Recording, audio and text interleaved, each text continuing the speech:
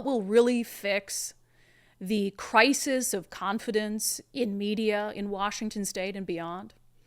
I think going down the Chinese, North Korea model of state-sponsored media will really do the trick. This segment is brought to you by Eastside Weight Loss Clinic. Sick of fad diets that work for a couple months and then you gain all the weight back? Well, I'm down 37 pounds on the Eastside Weight Loss Clinic program, and I've kept that weight off for more than a year. Schedule your free 15-minute consultation today at eastsideweightlossclinic.com. So Democrats in Washington state have been panicking a little bit, trying to figure out what can we do to prop up some of these old media institutions that have been very favorable to us because they're folding. You know, newspapers are dying. You've got TV stations where ratings are lower than they've been because it's just sort of an outdated model. They haven't kept up with the times. And I believe that people are getting more wise to the grift, more wise to just how biased some media coverage is. So what has happened in Washington state? Well, you've had people like Bob Ferguson who are supporting tax breaks for legacy media groups, etc. And, you know, that's one thing. And I've said on the show that is absolute. It's like the separation of church and state. I mean, media outlets whose job it is to hold powerful people and politicians accountable shouldn't be taking a dime from the government. And so I'm firmly against that. Any sort of tax breaks or incentives or anything like that given to media outlets, I am opposed to unless it is a public access station, unless it's a channel that the government funds that shows you city council meetings and shows you committee hearings in Olympia, because that's different, right? So we want the public to be able, we want increased government transparency. And so if the government's going to pay for a channel where you can tune in and watch a vote on the floor, that's totally different. That's not what we're talking about here. So tax breaks and those sorts of incentives, it's already bad enough. But now Washington state is going into full-blown state-sponsored, not journalism, state-sponsored journalists, which is even more terrifying. This from our friends over at the Linwood Times. State-funded journalism is here in Washington state. By summer's end, 16 journalism fellows will begin their 2-year state-funded fellowship led by the Edward R. Murrow College of Communication at Washington State University. The fellows will travel to newsrooms across the state to cover multiple news deserts where underserved communities lack access to local journalism. The fellowship is modeled after the recently established California Local News Fellowship. Yeah, because doing anything California does is a great idea, which bankrolls 40 career journalists out of the UC Berkeley Graduate School of Journalism. The California Fellowship began as a response to the state's own journalism crisis, where 1 in 4 news publications ceased operations between 2004 and 2019, according to the University of North Carolina. So again, modeled after California, which bankrolls 40 career journalists out of UC Berkeley.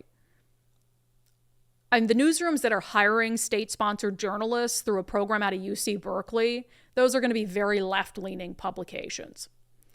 And of course, the question here at the center of all of this is, can you remain unbiased? To what extent is this just, we're going to write you a check to do it, go ahead, do your things, or is there going to be a pressure to almost train these journalists to cover things in a certain way or to cover certain issues?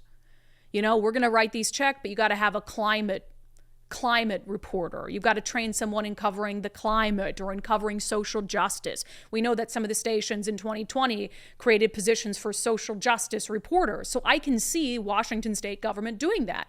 We'll give you the funds to go to school for journalism, but we want you to graduate with a focus in covering climate issues, social justice, whatever it is. Reading on in the Linwood Times article, the WSU Fellowship, financed by a new $2.4 million apportionment in state funds, has been championed by, shock of the century, Democrats, Senator Karen Kaiser, a Democrat from Des Moines, and Senator Mark Elias, our favorite liar, a Democrat from Edmonds. Quote, "A strong press is fundamental to a thriving democracy," said Kaiser, herself a graduate of the UC Berkeley Graduate School of Journalism. Yet, she says, Washington has lost 20% of its newspapers over the past 2 decades. That means in many communities, school board meetings aren't being covered, court proceedings aren't being scrutinized, and local government actions aren't being questioned. This from the party that is withholding documents from journalists in Olympia on a regular basis. This from lawmakers who tried to exempt themselves from the Public Records Act, which was passed by initiative by voters in this state in the 1970s. This from a party that has been the opposite of transparent.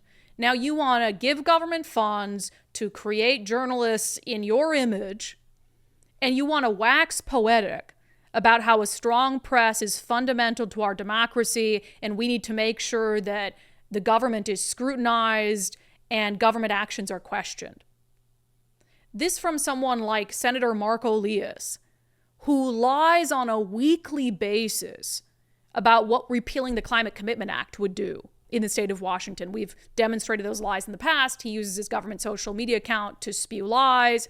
And you really think that he wants to fund journalists like us, or journalists who would be critical of some of the things that he says and does? Like, not a chance in the world. You also don't, and when, they floated tax breaks, for instance, to newsrooms like the Seattle Times, and then the Seattle Times editorial board turned around and endorsed Bob Ferguson for governor. Really, despite the fact that the editorial board has disagreed with him on a ton of things, it really makes you wonder whether newsrooms that get money from the government are capable of covering the government in the way it needs to be covered. I think the answer is probably no, based on a track record. But there's also another issue in here. When they talk about how Washington has lost 20% of its newspapers over the last 2 decades, whenever we talk about media failing, right? Whenever we talk about newspapers closing, ratings being down, not enough money there, layoffs, there's been a ton of layoffs in newsrooms across the country and as of late in Washington state. No one wants to talk about why the model isn't financially feasible anymore. No one wants to have that conversation. Media, they criticize everyone and everything else, but they don't want to use an ounce of introspection to say, why aren't we profitable anymore? Why have we lost so many subscribers? Why don't we have as many advertisers anymore? As a boss once told me, content is king. And their content is flawed, it's biased, it's not as good as it once was.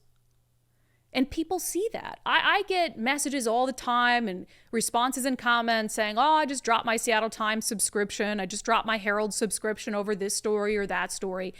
Polling and surveys have shown that there is a lack of trust in media. It's worse at the national level than it is at the local level because they feel a little more connected to local outlets and local reporters than they do national reporters.